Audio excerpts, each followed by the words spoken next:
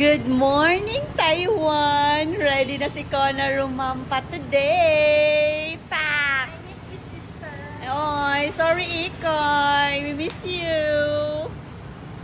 Breakfast na si Kona ngayon, guys. Ready na!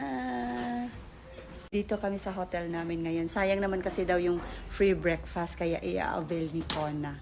May baon siyang sip and go kasi alam niyang mahihirapan siyang magbawas dito. Kasi tingnan niyo naman, guys, yung mga pagkain, oh.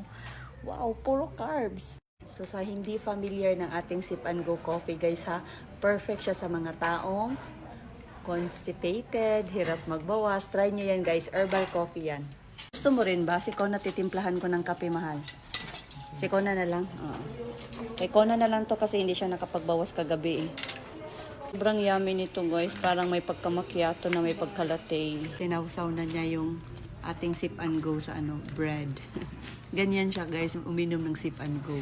Kona, mamaya humanda ka, ha? Baka magpurigit ka sa lakad natin. Okay lang?